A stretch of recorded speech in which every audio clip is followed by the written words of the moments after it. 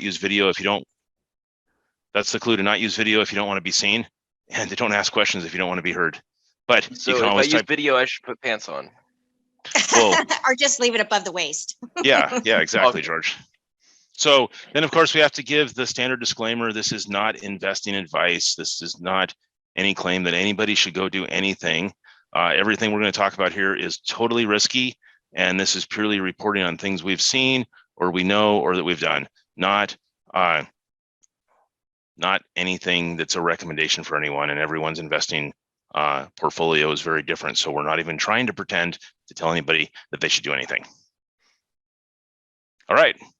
Welcome to, we'll call this episode 2 of our crypto podcast. Episode 1 was sort of an ad hoc one that popped up last week with Alex and Greg and I. So today this is episode 2, and we're going to go over kind of a weekly recap of the market, some staking and rebasing information, and some gaming tokens. Presenting, we have myself, we have Alex, and we have George.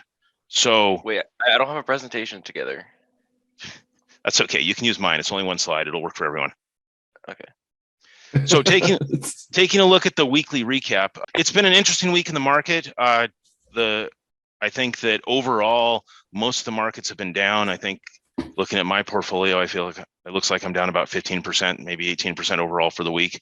But that's okay. Alex and I were, as long as it comes back up. But Alex and I were talking about a quote we use a lot of the time that we found out was originally made up or written by Robert Kiyosaki in Rich Dad's Guide to Investing in year 2000. And it was the bulls go up the stairs and the bears jump out the window. Yes, sir. In the bull market, things are growing slowly.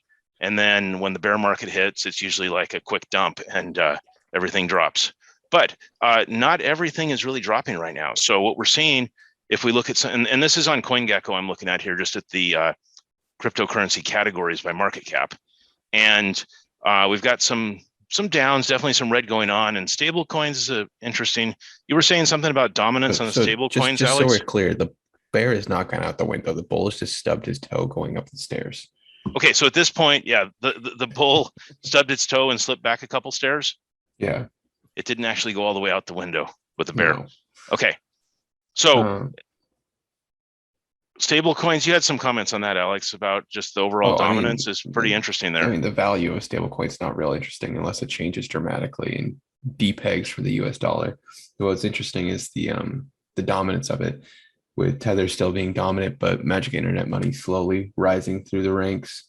I think it's the dominant stablecoin on Avalanche and Phantom, maybe, and they're looking to grow and become the largest stablecoin on Solana as well. So MIM right here, Magic Internet Money, they've been around for about 4 or 5 months, I think. Is that right? Or is it longer than that? Less than that, I think. Less than that. And they're getting like 2 massive months. Dominance here. Yeah. And that, if you're wondering about MIM, that comes out of Abracadabra. Yeah. But they're the only truly decentralized stablecoin. Oh. Can you elaborate on that, Alex? So I mean, right now the government's talking about trying to regulate stable coins and get their fingers in on stable coins, and they can do that with USDT and all these other ones because they're centralized. So there's a central organization for the government to go after, where MIM is 100% decentralized. It's run on smart contracts. There's no central government or central organization for the government to get their claws into. plus, the other interesting thing with the stable coins is although they're generally kind of pegged to the US dollar, I mean, with inflation and all that, the value of the US dollar is dropping probably. So, I mean, it's definitely dropping. So what we're seeing is that anything that's tied to the dollar, you're losing value on every day. Yes, sir. All right. So then going down here, the interesting thing is we have, lots of stuff down, but then, meme tokens obviously down. With this kind of a market, they're usually the first to react. But then NFTs, that's the interesting one, up 12% overall on NFTs. But that's not NFTs that are up. That's the tokens associated with NFT projects. Oh, that's what it is. Okay. Yeah. So that doesn't really reflect the NFT value at all. But there have been some crazy NFT gains this last week. There's an NFT tab at the top of CoinGecko, Dad. You can see. Okay. I don't think it's the same though. I don't think it's actual data. But we've got NFTs. But the NFTs got some overlapping, of course, with with gaming and In all the that. metaverse, that's all kind of the same thing. No, yeah. it's got the market cap of different collections, Alex. Oh, it does. You're right. That's interesting. And then, of course, Avalanche. Well, all these other ecosystems are down. Avalanche is up. Any idea what might be going on with that one, Alex? Yeah, people are sick and tired of paying fees on Ethereum. And Avalanche is so easy to bridge over to, and everything is cheap and Polygon's fast not and good enough yet. pretty. I mean, the user interface on like Trader Joe, for example, is extremely nice.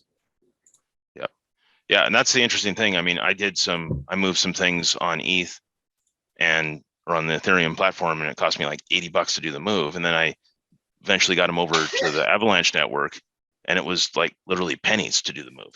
What's really cool about the Avalanche too, if you transfer more than, I think it's $70 worth of tokens, it might be $60 worth of tokens, if you bridge it from Ethereum, say, to Avalanche, they'll give you $60 worth of Avalanche to use as gas. Oh, interesting. Yeah, because you Good to don't have know. to have any gas in the wallet. They provide that initial gas for you. And then the interesting three that are up down here, we've got gaming and metaverse, which seem to be pretty tied together. A lot of overlap there. They're up, a lot going on there. And then we've got the asset-backed tokens, which I haven't really followed these, but have you looked at these at all, Alex? Don't know what that is. What have we got there? Oh, No, we haven't followed time at all. yeah. Okay. So time's in here. So of course, so these are ones that actually have something backing them, some value associated with each coin. Yeah. Which we'll get into time in a minute, because that's kind of an exciting one. And then a bunch down, and I don't even know what this Harmony ecosystem is, but Yeah, nothing really interesting down there. and then what we get Play to earn. back, rebase tokens get Yeah, interesting. rebase tokens. And again, some of the coins we're looking at here overlap. So between the different categories. So when we click on rebase tokens, if this page loads, we see things like Ohm and Time. Time are the top two, and Snowball close behind. Well, Snowball's way behind. Wow. So SB, that's Snowball? Yeah, that's Okay. the other Ohm fork on Avalanche. So that's kind of the summary there. I mean, things are down a little bit this week, but not everything's down. And although like my overall portfolio is down a little bit, the value of a couple of interesting investments have gone up. So let's take a look at this whole concept of the staking or the rebasing. And before we jump into that, I just wanted to show some old school staking numbers. That's why I've got People's Bank open here. Here, just looking at People's Bank website, if I wanted to effectively stake money at People's, which is depositing money into a CD or a checking account, giving them money that they can use to go do something with, I'd get a 0.15% return if I had less than 25,000, and still a 0.15% return if I had 25,900 or to 100,000. And still the same thing over 100,000. So no matter what I invested there, I'm still going to get 0.15% return in a CD that locks up the money and has penalties if you take it out on specific dates and things Just like for that. a whole year. That's the 0.15% for a whole year. And these are typically, I don't know if it shows it here, they're typically compounded daily and then paid monthly. So with $100,000, you're gonna make $150. So You're in doing that this right. one, I went to our trusted government, investor.gov, because we always trust the government to tell us what's going to happen with our money. Ooh. And that's where we go with an initial investment of $10,000, and we're not going to contribute anything to it, because if it's a good investment, you shouldn't have to keep contributing. Let's look at it for 1 year, and an interest rate in that case of 0.15, and that's 0.15%, not 15%. That's a fixed rate, and then it compounds daily. If we calculate that, after a year, we're going to have $15. that 10,000 is going to turn into 10,015 and 1 cent. Wow. So Ridiculous. what? Ridiculous. Yeah. So you could make as much money just simply by skipping 3 coffees when you go out. No, thank you. I need my coffee. So Wait, can you change the APY on there? yeah, what do you want to change it to? Like 16%. 16%, 94,000%. 16%, Oh, wait, no, sorry. Like 7%. 7%. Okay, so that would be like, I don't know, like 1980s style interest rates for what you might have got in a CD. Yeah. So then if you did that after a year, you'd have that 10,000 would turn into 10,725. But let's go back to that 0.15%. And Mhm. let's just pretend we took that $10,000 and put it in over 20 years. And we had daily compound interest. And Wow, we made $300. over In 20 $10,000 years. in 20 years. Now, I would bet based off the value of the dollar and inflation that you would have lost more than that on the value of the dollar. I mean, just looking at inflation rates. So there's a thing Robert Kiyosaki talks about a lot about savers or losers, because you're effectively losing money when you're holding it this way. And even if it's in a savings account or a CD, and the other tab I had here on People's Bank was even worse. It was the savings account rates, and they pay 0.05, not even the 0.15 like you're in a CD. So those are just, I mean, that's just the old school way of doing it, but rates have been pushed so down. And part of this makes it hard for people who are using those traditional institutional investments to be able to make money. So that kind of leads us into, don't do that. Let's do something else. What if we could, instead of having 0.15% interest, what if we could have something like, I don't know, 100% interest would be nice. And we recalculate, and at 100% interest, oh, the federal government says we can't have an interest rate above that on their calculator because that's just unrealistic. Do 99.99. So 99.99% interest will recalculate. And that's where you get, okay, into the simple interest chart. Year one, okay, year two, we're at 27,000 at 99% interest. Year three, we're at 73,000. Year four would be at 199,000. And that's where, based off the compound interest, you always get what's called this hockey stick approach, where it swings up on the chart because the compounding gets up to be so much. Now, if you took that $10,000 and you could find someone who would actually give you 99.9% interest for 20 years, you'd have something like $4 trillion at the end of that. But those kind of things just haven't been available in like the real world lately. So that's, and I went and I looked and I Google searched and I found like a dozen different compound interest calculators, and some of them like bombed out at 20% because that's unrealistic. Some of them bombed out 100%, some of them were at 50%, but I couldn't find any compound interest calculator out there that would give me more than 100% return. Now, let's take a look at Alex. Do you want to jump into what you were going to talk about with now that we've looked at some silly compound interest examples? Well, I got some. That's depressing. For that 0.015%. Yeah. Yep. $300 over 20 years. Yep. $300 over 20 years. And that would be 300 devalued dollars, because today's dollars are worth far more than 20 years away dollars based off of inflation. So, all right. Do you want to share something, Alex, or do you want me to go to? Yeah, you can keep on going. Okay. Where do you want me to go to? I don't care. Okay. So we'll close that. We'll close that. And if you wanted to talk about time, I got a whole bunch of stuff I can just add in. Okay. So let's just talk about the concept of staking, right? I mean, there's different kinds of staking. There's different ways that rewards are earned. So if we go to Donkey Finance, for instance, this is one where they're claiming some crazy numbers here that if you buy this cake coin and deposit it, you get 500% interest. Well, I tried that. So, 400, an extra 100% if you hold enough of their coin. So I did that one. I don't know if this is No, this isn't linked to my wallet right now, but I went in and contributed to that one. I just tried a couple $100 thinking I'll let it sit for a while. And it's been about a month since I contributed. And overall, my number of coins is up, but my dollar value is actually down on that Yeah, one. because the price of cake has dropped. Yep. Yeah, but you're still gaining that 400% APY payout in cake. Yep. And then there's other ones. There's like Trader Joe. Trader Joe XYZ. Trader Joe XYZ.com, No, not to be confused with the grocery store. And you can go in here and stake.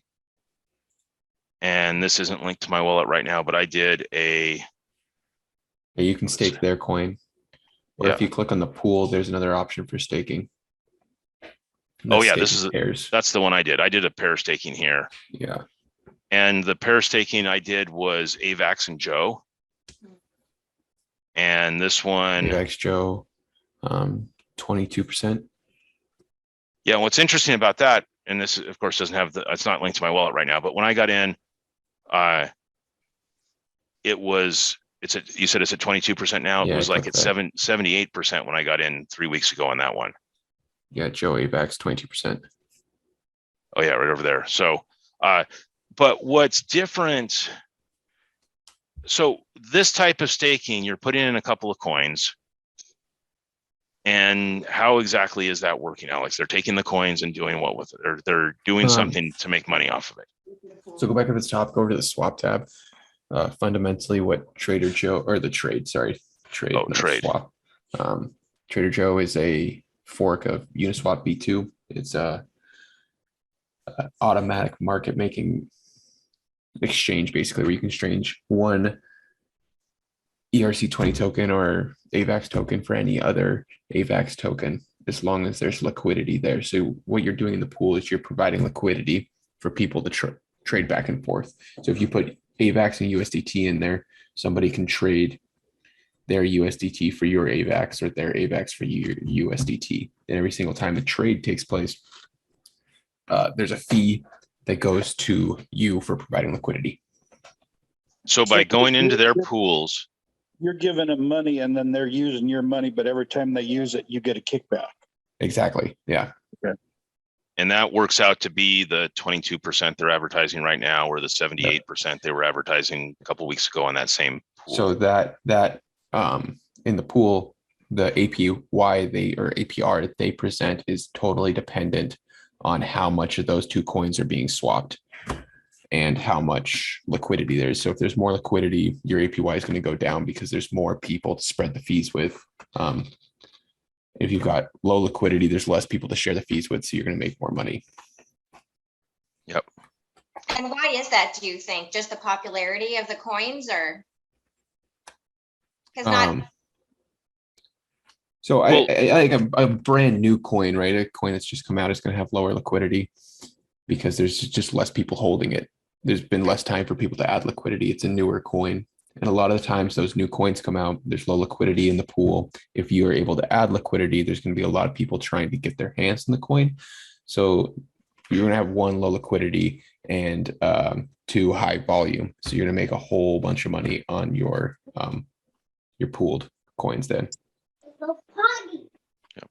And these are really fairly dependent on, of course, the price of the coin, but oftentimes the pair will pair it with a stable coin like AVAX and USDT or MIM and AVAX or whatever. And by pairing it with a stable coin, it's helping sort of reduce some of the risk. You still have risk, you still could lose it, but you're kind of losing.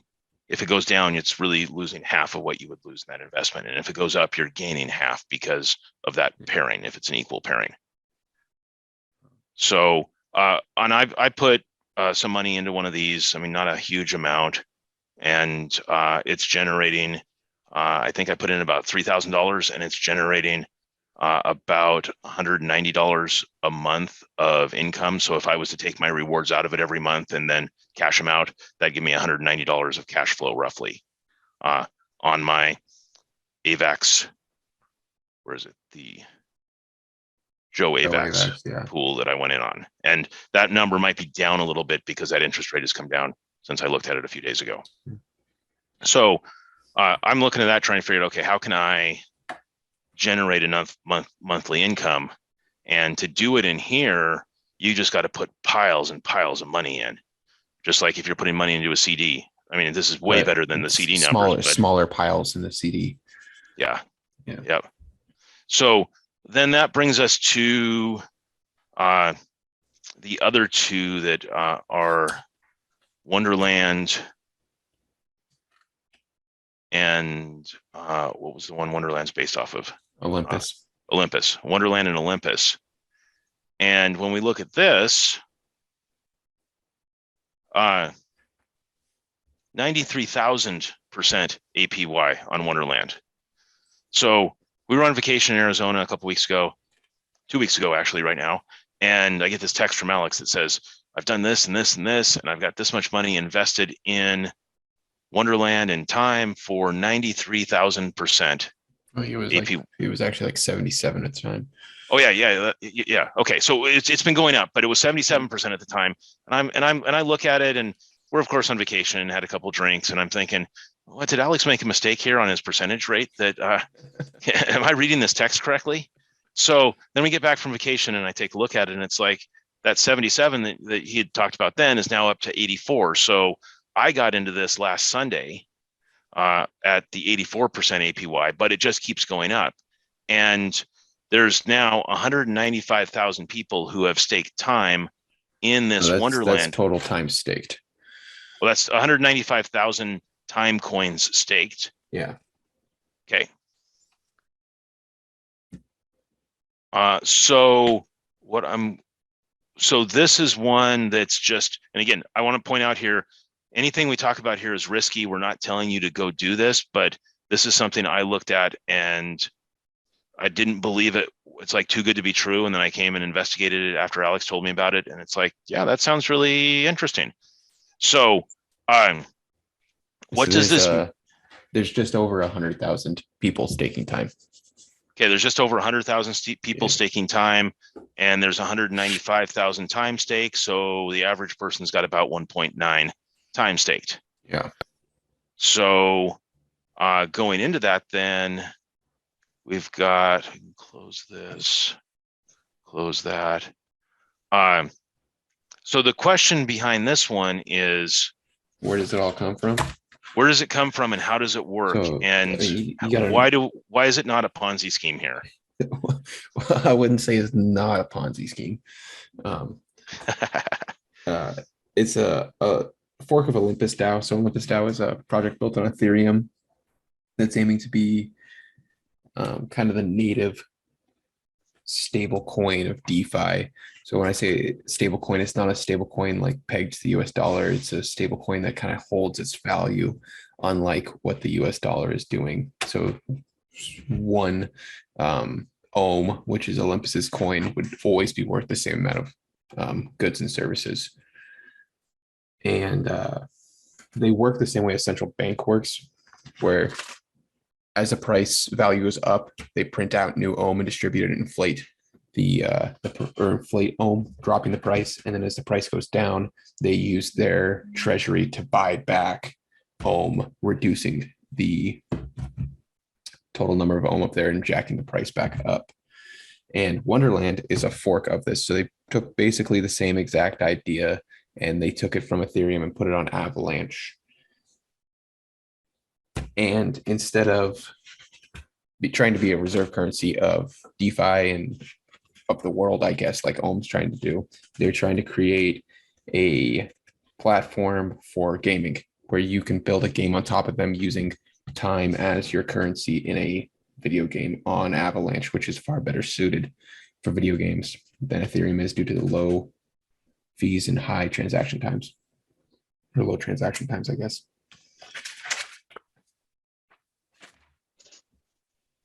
Okay, so should we jump in and kind of take a look at the example here with what I did then, Alex? Was that a good point? Where's I've got?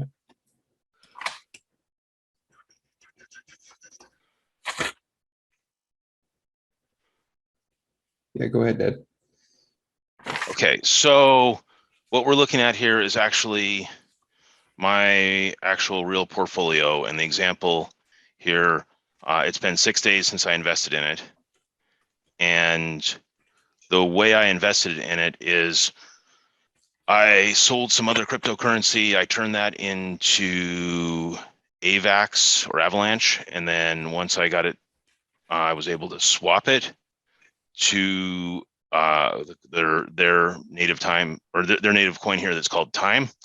And then when you deposit it, that Time becomes Memo, and Memo is like your receipt for your deposit. So when you unstake it, it turns your Memo back into Time if you want it out, or I could unstake part of it if I wanted to. So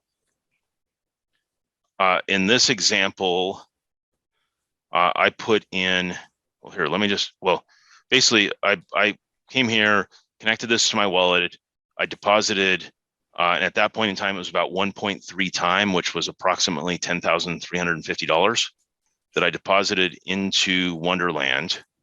And over the last week, or 6 days, it's grown from 1.3 something to 1.5 Time, or sorry, 1.45 Time.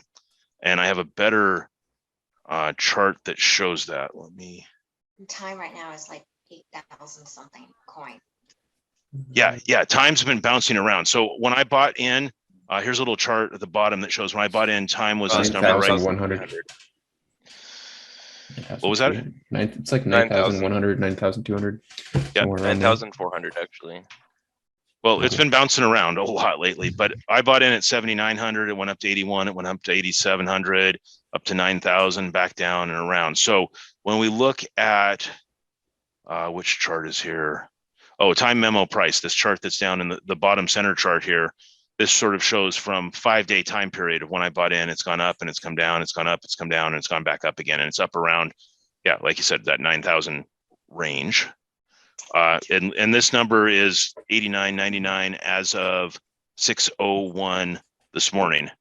So part of this, if we go back to, I'm kind of jumping around here, back to this, you'll notice Time staking, it says 3 hours and 56 minutes to the next rebase. And I refresh that, 2 hours, and so I hadn't refreshed it for about an hour, 2 hours and 58 minutes to the next rebase. So what that's saying is that every 8 hours they rebase. And what rebase means is that they're going to pay your interest. So in that compound interest calculator we looked at, one of the choices was, did it compound daily? Did it compound monthly? Did it compound quarterly or whatnot? Here it's compounding every 8 hours. Yeah, so paying you out and then reinvesting your payout. Yep. And that's how this number went from 1.3 something to 1.45, is through those payouts every 8 hours for 6.5 days now. And you can see your next reward there is 0.009158. So Steve, can I interject a minute? Is this a long term, or is this, you said that, okay, you invested X amount of dollars 6 days ago or 7 days ago, and I see some of the charts where people are in them for like 10 days, 17 days, and then they get out. Is this something that you're looking at as a long-term investment for 3 weeks, months, 6 months? Okay, yeah, that's a great question, because there's certain things that you're in, like what I hold in Bitcoin. It's like, I'm not going to sell that. I look at that as like a long-term, like a couple of years before I even think of getting out of that. Whereas with it, and then there's other things like when I bought some, what was it, Shibu Inu coin, that I was like, that's just a total crapshoot. And if I'm in for more than 7 days, I would have been totally amazed, you know? But with this, my number is about a year. And let me show you a calculator that, where did that go? So this is called the Wonderland Calculator, and you can take what you're thinking of investing or what you actually invested here and plug in some numbers. And this just has their default numbers in there. But if I put in, let me go back here to look, I have 1.458. 1.458 time right now. Time price as of 6:01 this morning was 89.99, which it's up slightly from there. The epochs per day, that means 3 of them every 8 hours or 3 times a day, it's going to pay interest. And the rate that it's paying the interest at, and we got to go back over here. Next reward yield is 62.80. So here, to put it in correctly, we have to put in 0.006280 as that's the interest rate I'm earning every 8 hours. So then there's a number of things here, but it goes to show that my current worth is about 13,120 based off of that 10,300 I put into it initially. The daily return on investment is 1.9%, or like more than 100 times what you get in a year on a CD. Mhm. The weekly ROI is 14%, monthly ROI is 76%. And there's where we get the weekly return on investment, the yearly is that 94,000%, which when Alex got in was 77 and when I got in was 84, and it just keeps going up. Not necessarily going to keep going up. It may go down. Sure. The price of the coin may change, but eventually they will stop paying out. There will come a time where they stop printing time and they stop paying it out. And that time is to be determined. The organization will figure it out. It'll be determined eventually by the holders of time. And at that point, that's when they'll start building as their video game currency. But I plan on holding it until the moment they stop paying out, and then maybe even after that. But as long as it's printing out stuff and I'm making money off it, I'm gonna keep holding it unless the price, even if the price completely tanks, there's no point selling it at that point. Yep. So right now they point out they have a runway of 412.8 days here. I know my tabs at the bottom are kind of covering up, but in the 6 days I've been invested, that's gone from about 408 to like 402 and back up to 412, and that's the amount of time they think they can sustain this investment without dramatically changing things. Now, it doesn't mean the rate will stay as high as it is, and it doesn't mean the price will stay as high as it is, but it means that they will continue doing things the way they're doing. And so one of the things, last summer, we were sitting out by the beach. I think we might have had a campfire or something, and somebody who's on the call, whose name sounds sort of like Mike, said to me, if Mike's listening, Tracy, said to me, what's the best option to get to $1 million by the end of the year, I think, or what? I think, didn't you say something like that, Mike? Yeah. How do you make $1 million in the next year? I remember that. Yeah, you were there, Alex, of course. Yeah. So that's when I come back to this, I'm thinking, so ever since that day, Mike, I've been thinking about that question. I've been thinking, yeah, you might get lucky. You might go and buy in on a crypto and get something that 10Xs or 100Xs or whatever, but you've got to put a pretty big chunk in to get to that. $100,000 if you put in might 10X and get you to $1 million, but it's with the way, it can happen, but this is the first time since you asked me that question that I've actually looked at something and said, yeah, that would work. And so we're going back here to this calculator. I've got my 1.45 or 458 time, which is worth about the 13,000 right now.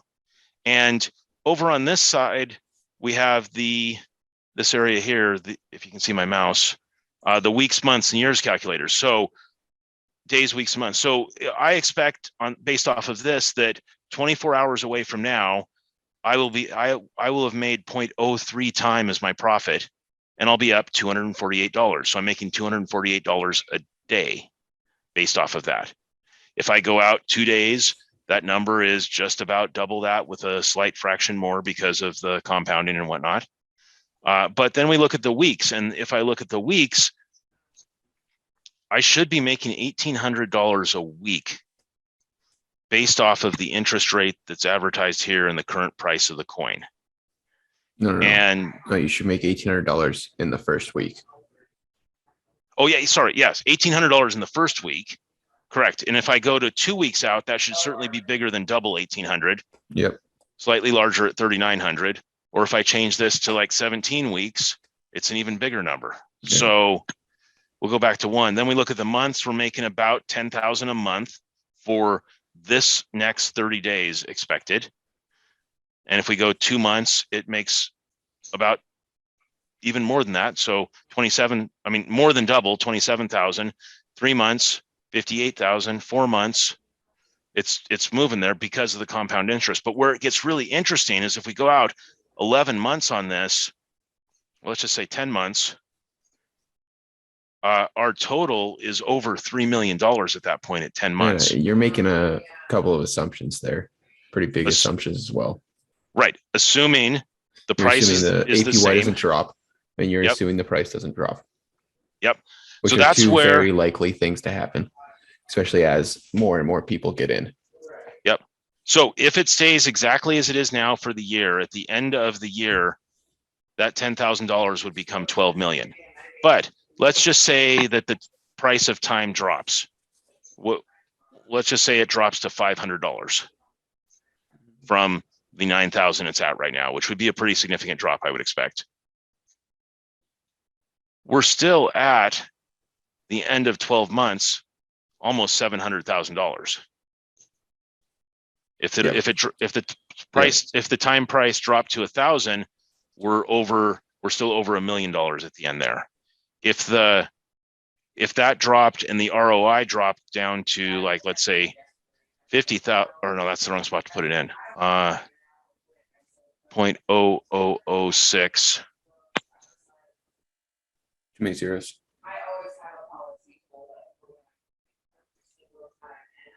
So instead of 0.06, which it is roughly now, it dropped to half, which is 0.03.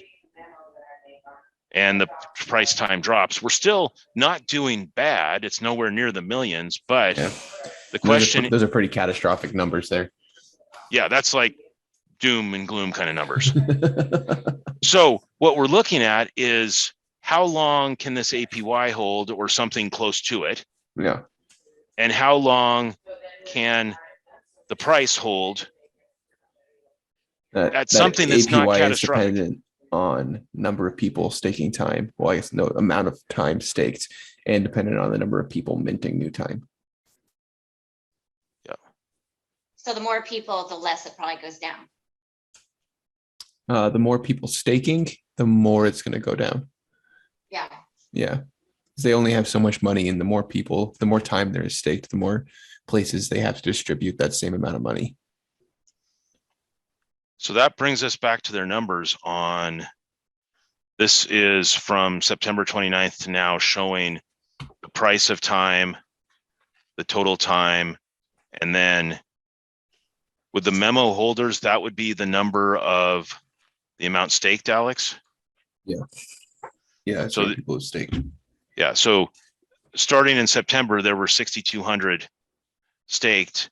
And if we scroll all the way to the right on the spreadsheet to today or yesterday, whenever they updated this, yesterday, that's where the 99,000 people, there's 99,000 people holding memo, which goes to 99,000 people who have staked time through Wonderland. Yes. So is So it theoretically correct to say that if 200,000 people were in there, it would be cut in half, essentially the percentage APY? well, that's the interesting thing, because getting in, if we go back to the 14th, when I got in, there were 78,000 people, And it's gone up. and it's gone to 99,000, and it's gone up in that amount of time. So the way they make their money, the way where the APY comes from, if you go back to the Wonderland tab. Here, yep. And you go over to the mint. Yep.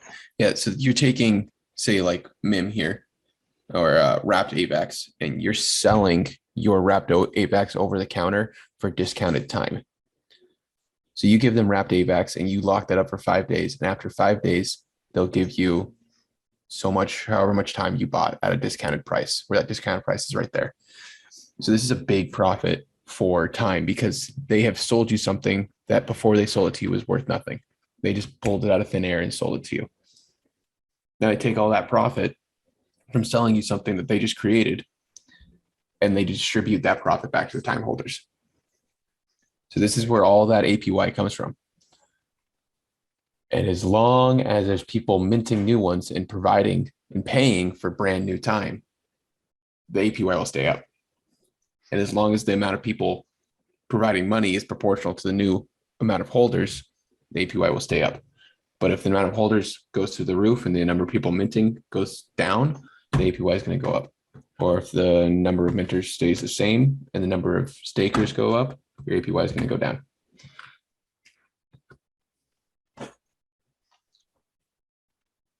So we should tell you, don't invest in this because you'll drive the numbers in the wrong direction. Just go buy it at discounted prices. Yeah.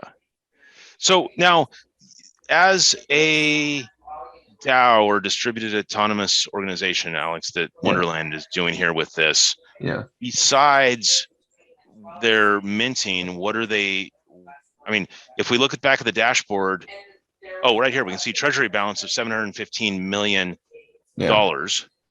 What are they doing with all of that besides just the minting?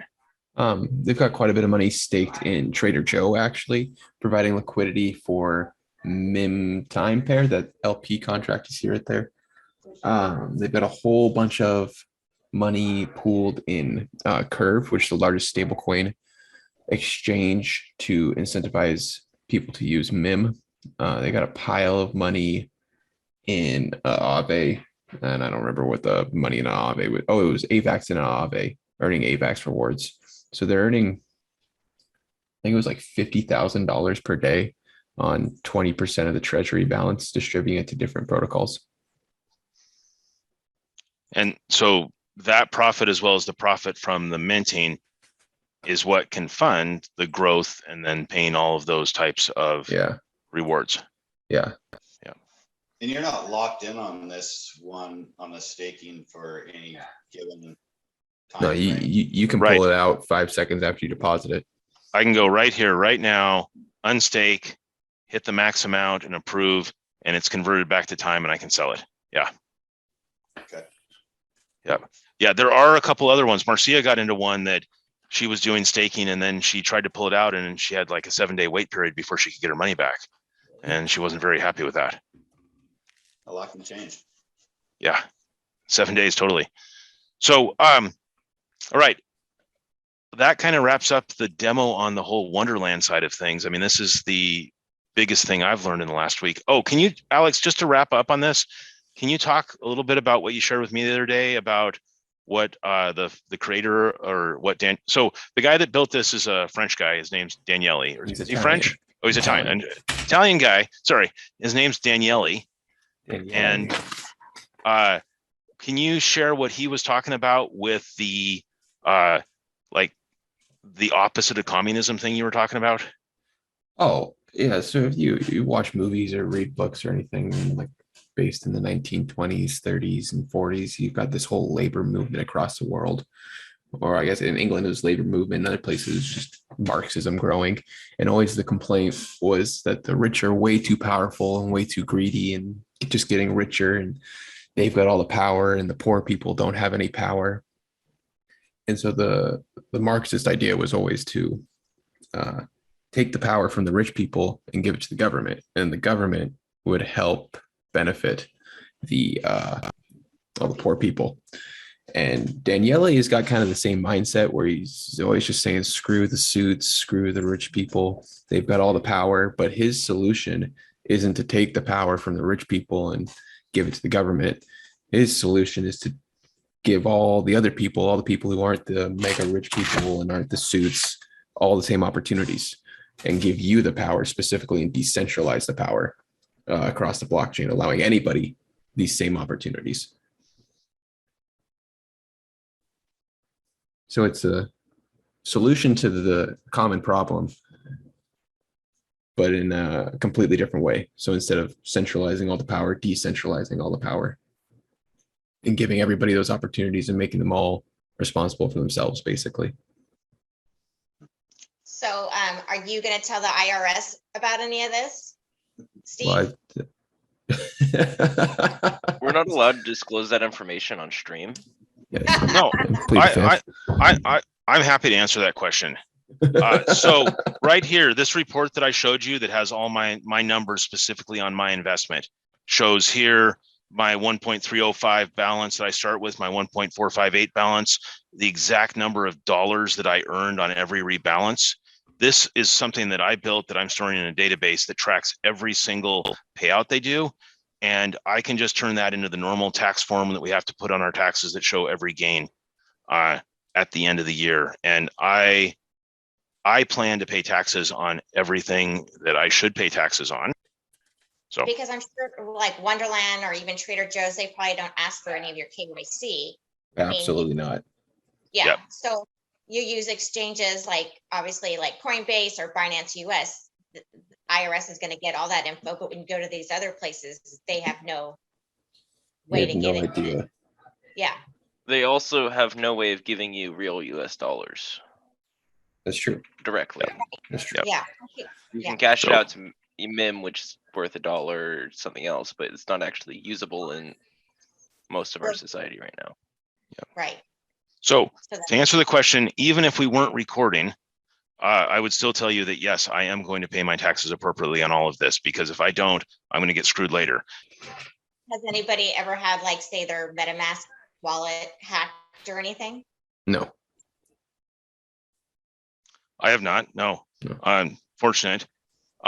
And a lot of that, I mean, the whole thing on getting your stuff hacked. And I mean, there was an article I read where some retired couple had lost their, and like it said, their entire life savings of $20,000 in Coinbase because someone called up and said, "Hey, I'm calling from Coinbase and I need some help resetting your password because you've got a bad password."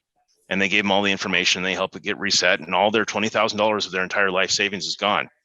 Now, a couple things are wrong with that. One, if you're foolish enough to give people passwords over the phone, you're probably foolish enough to get hooked up with the prince of Nigeria who's trying to get money out of Africa. And there's a lot of scammers out there every day, and somebody will get bit. Someone will get hit with that.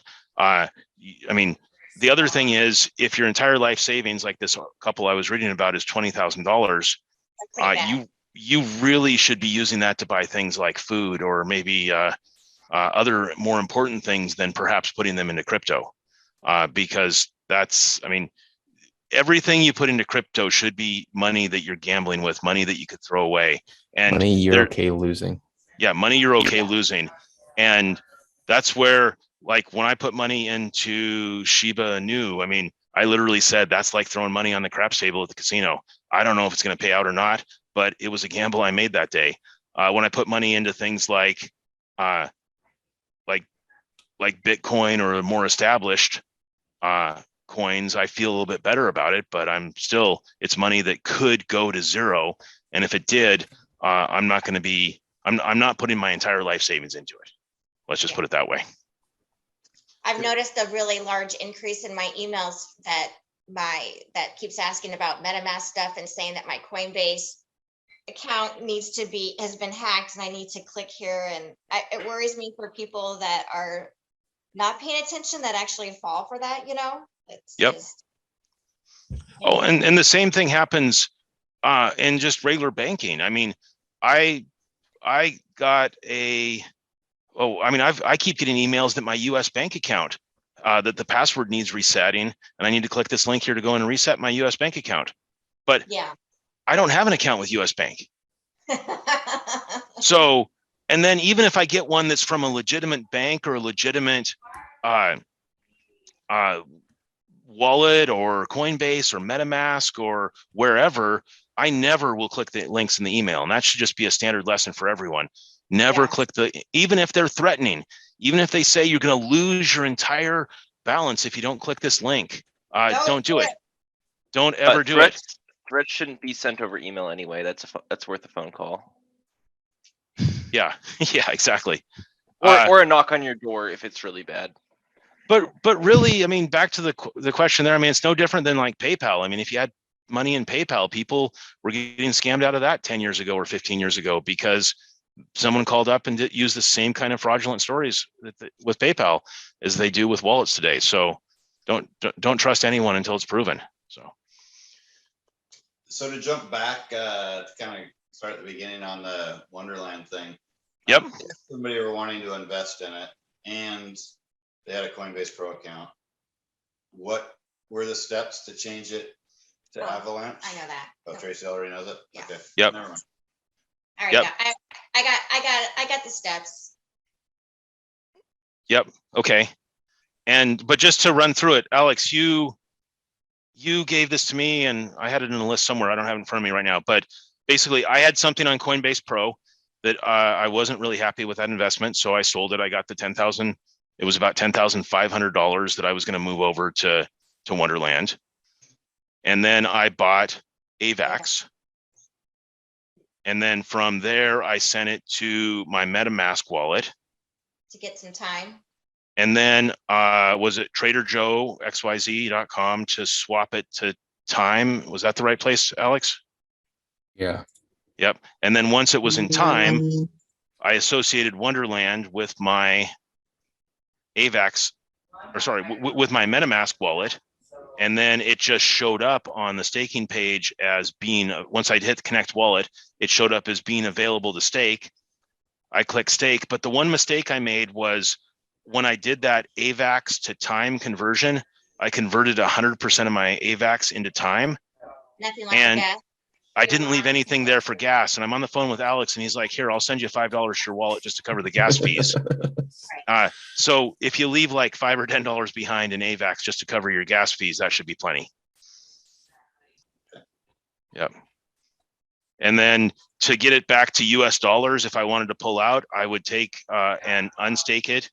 I'd have time. I'd go through Trader Joe's to convert it back to something that I could eventually send to Coinbase. And I'd send it to Coinbase. And then since Coinbase is tied to my wallet, or sorry, tied to my actual bank account, I could then withdraw real cash from there. So. All right. So the next thing we wanted to hit on real quick was gaming. And George, let's look here. We'll go back to categories. Gaming's been And doing really good. UFO, Yeah. Gala's going through the roof. all right, so the big ones we got here are Axie Infinity, the Sandbox, Engine Coin, Gala, Wax, UFO Gaming. And it's a ways down before we even get to what? Decentraland. Did I miss it? It's not going to be on gaming. I don't think it's on gaming. That's a Is it not? metaverse coin. Oh, that's Yeah, the it's gonna Metaverse be game. Metaverse. Okay. So with there, we've got the gaming in the Decentraland mid. is like, it's one of the biggest ones. So if we look at that and then we look over at the Metaverse, which is very tightly overlapped there, there's Decentraland. And I know, Greg, we talked about Decentraland last week, and it looks like it's definitely up in the last week. So that's good. George, do you want to tell us about Gala and what it is and just kind of how it works and the things you can do with Gala besides actually just the coin? There's a lot there. I mean, fundamentally, it's a gaming platform, right? They're building different Yeah, games. so it's a bunch of game developers that got together, or it's like from big studios and stuff, developers and heads of stuff where they all got together and they're like, let's build a platform where you can build blockchain games, where the items in the game are actually like NFTs where you can trade them and convert them to real money and stuff. The biggest kind of slogan they've had is that they don't want to have, like, every single video game nowadays is pay to play and like pay to win, and no game is really free in the end. You got to pay some kind of money to get, on the level of everyone else. They're all about like pay to play, but also play to earn. So even if you have nothing, you can play a game enough to get money. I would like to play to earn. That's actually, if you go back to the categories Yeah, in CoinGecko, there's a whole play to earn category. Is there? Yeah.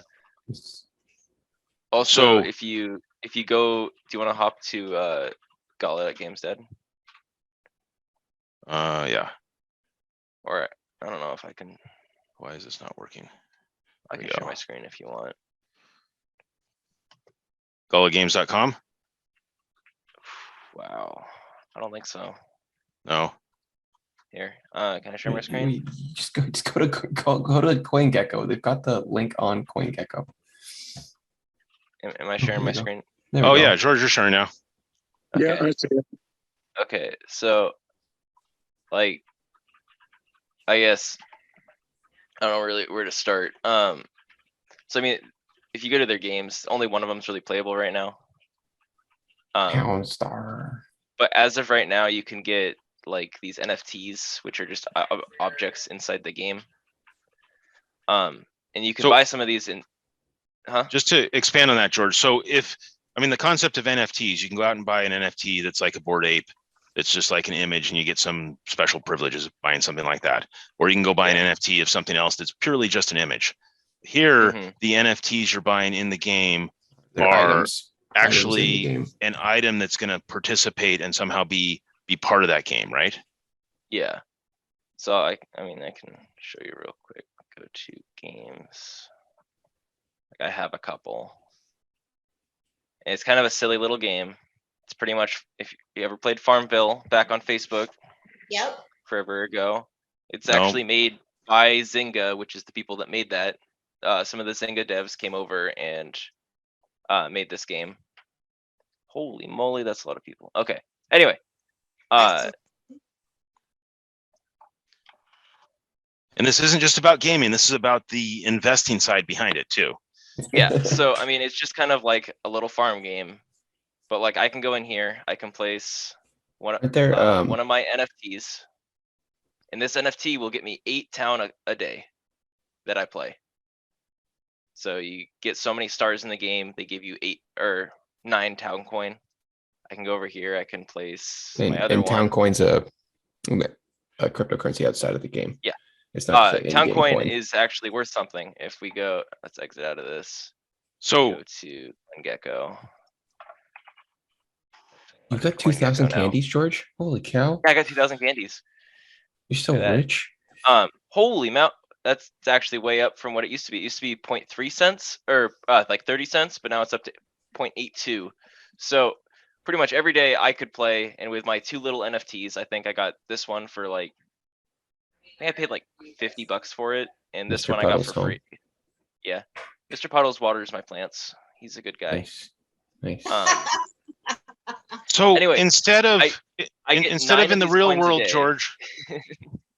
But Yeah. George, I mean, if you wanted to buy some land and make some money off of it, you could go buy a freeway exit and get some land or rent the land and then put a franchise in there or a gas station in the real world, and you'd shell out probably $1 million+ or more to open up a McDonald's at the corner by the freeway off ramp or something. Mhm.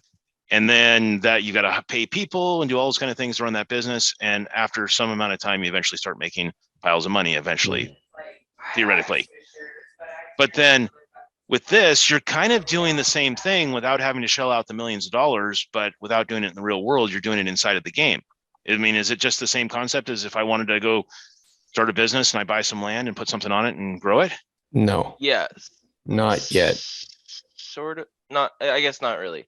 Anyway, Not yet. that brings me to, I mean, 9 coins a day. That's not a whole So, lot. I guess 10 what coins are a day. what are the competitions they do, George, where you can actually earn some Oh. Gala or Town Star or Those are whatever hard it to is? do unless you actually have like probably like 10 grand in NFTs in the game. Yeah, so explain that a little bit more.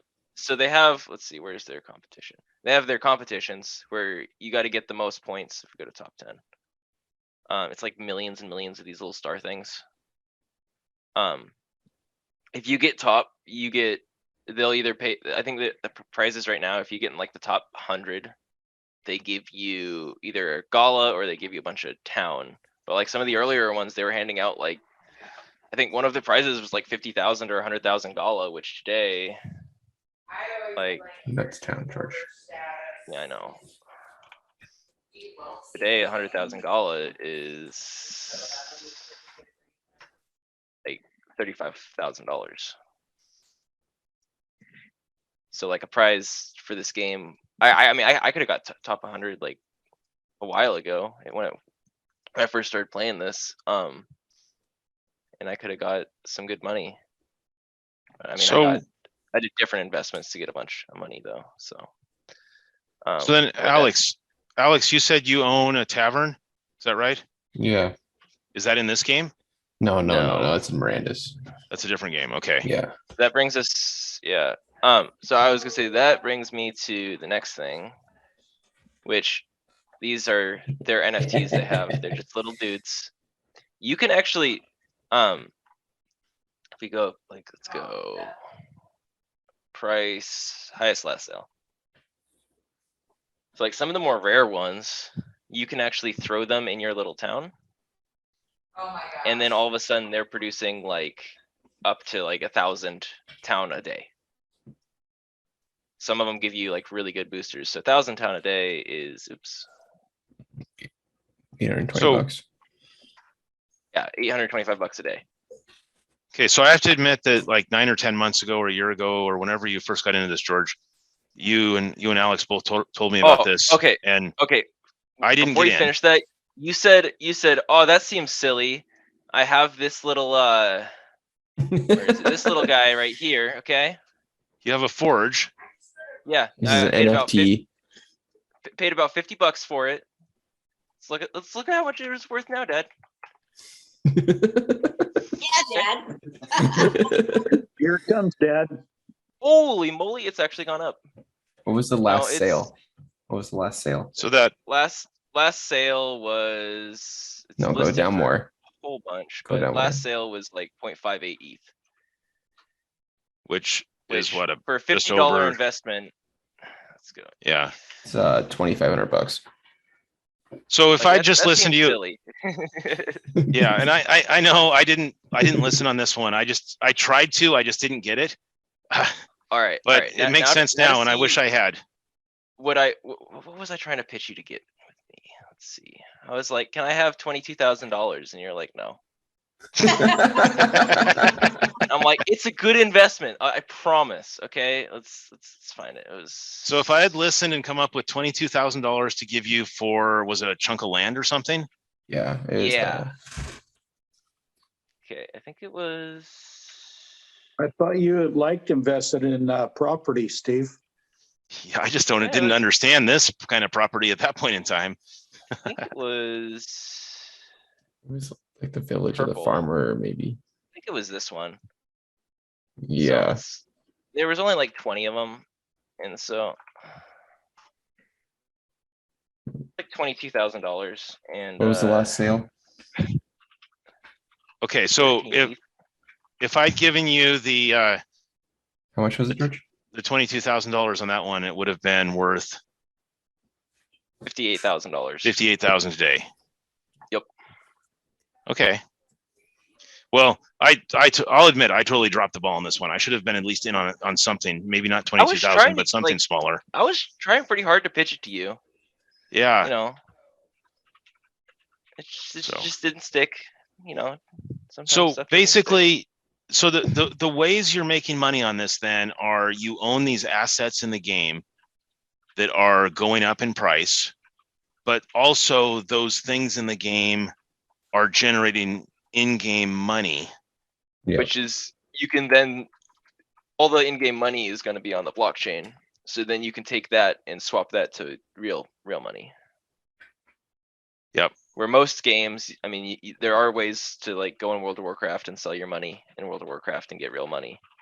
But that's against their game policies and you can get banned and that can get expensive, or I don't know. There's lots of sketchy stuff in the gaming community.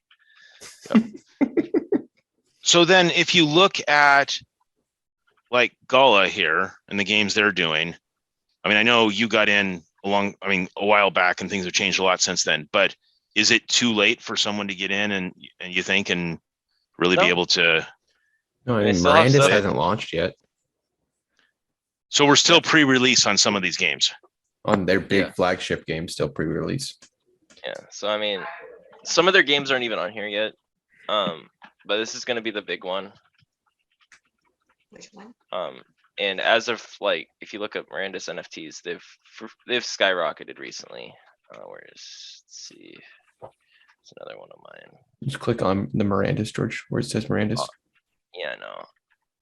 And just go to But I mean, the like this one, I activity put tab. like $68 on a little meat stand, and it's they're listed for like 800, and the last sale was 0.17, which is actually, yeah, about that, about $600 or so.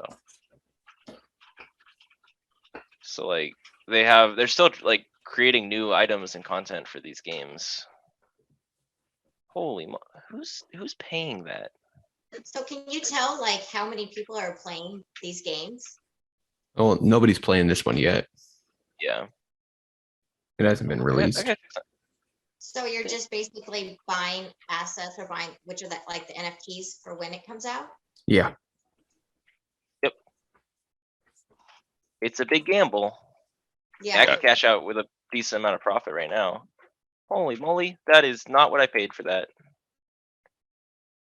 Okay, these are crazy up. Yeah, go to the Miranda's activity there, George.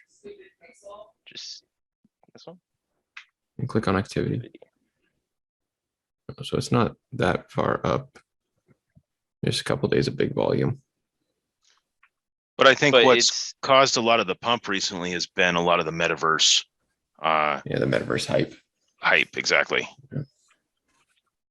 I totally see gaming and metaverse gonna be, and Web3 is gonna be huge. Oh yeah.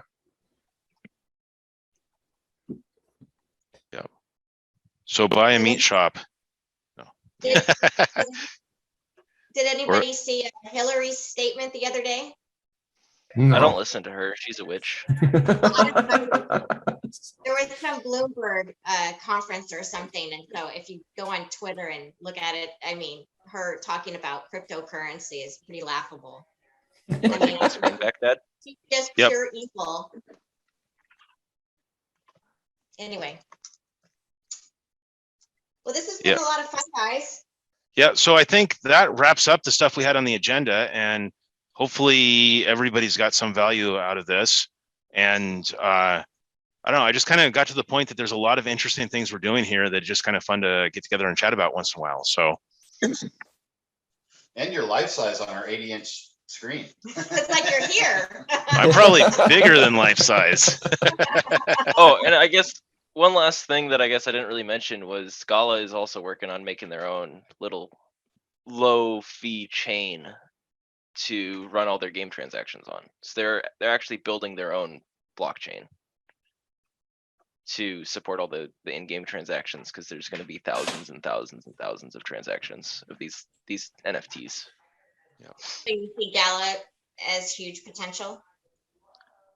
Yes. Well, George has been telling me that for almost a year now, it seems like, and I didn't really get it in the beginning, and now I'm starting to realize. You should have bought in when I bought in. Yeah, if Yeah. you would have bought it at about 8 cents or like 5 cents when I told you, Dad, it's at 35 now. If so. you had bought it when I bought it, it would have gone up 36 times. Yeah, but it still has, I mean, sounds like it still has potential to obviously go up more. Oh yeah. Oh Yep. yeah. Yeah. No, they have what, I think 1.5 games out of like the 9 they have planned, Yeah. and they're So- already this big. Yep. So I guess then, any other questions at this point? I think you should go into business or creating some kind of copyright Excel spreadsheet or something for people, Steve, to keep track of their, Taxes. Yes. because that's like the biggest That's thing is very this year, It's everyone. literally what I was telling him the other day. Yeah. So literally, like, what was it, Wednesday, Alex? Alex Yeah. texts me and says, "Hey, can I come down for dinner? I've got something I want to talk to you about." And it was that exact topic, Tracy. So I've been dreading it, and Mike is on my case, and I got to get it going. I can't wait till January, because then I'm going to be, yeah. So Yeah. she's doing taxes if it's not all in order. yeah. Oh, and that's the thing that scares me more out of any of the crypto investing, is the taxes. I mean, making sure you get it all right. And I've been really meticulous about every single trade I've done and tracking it. so that I can do that at the end of the year. But of course, it's all in the blockchain. And if you didn't do that, you can always go back and track it and find it. And it's just that it's not particularly quick, and it's kind of time consuming. So, yeah. All right. So if we, what was that, Mike? So we'd definitely be interested in some Excel spreadsheets. So if you need seed money to start that business, and we can get one of the first versions. They can send you a couple sheep.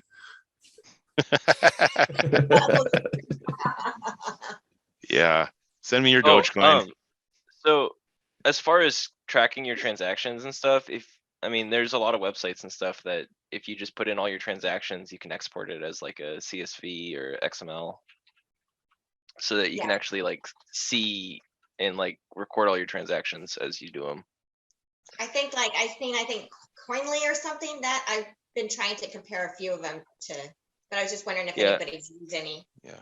I mean, here, if we go to, I'm sharing my screen again, like CoinGecko, I can go and view my transactions, and then maybe they got rid of it, but there used to be like, you could export as like an XML or as a CSV. Yeah. But I have all my different stuff in here. So Alex and I were playing around with some ideas on writing code to actually read directly from the blockchains and figure out like transactions, and then how do we report on that? So I know there's a couple of apps and stuff out there that you pay $100 a year or whatever, and it'll pull all your Coinbase stuff and do the taxes for you, basically, kind of thing. So yeah, the one thing you want to make sure if you're going to do one of those is to make sure that it's in US tax law, because every country has a little bit different way that they realize gains. And I looked at one a couple of years ago and it looked really great. And then I paid like an ETH for it, which ETH was like $200 back then. And then I realized that wasn't going to work because it wasn't realizing it the way that US tax law realizes gains. So I had to go buy a different one after that. So just be careful on that is all. All right. So if we do this again, does anybody want to come back? Yes. Absolutely. Okay, cool. We'll do it then. All right, that wraps it up. I'm going to save this off, probably put it on YouTube. Yeah, we'll do this again. All right. Thank you, guys. yeah, thanks. All right. Appreciate it.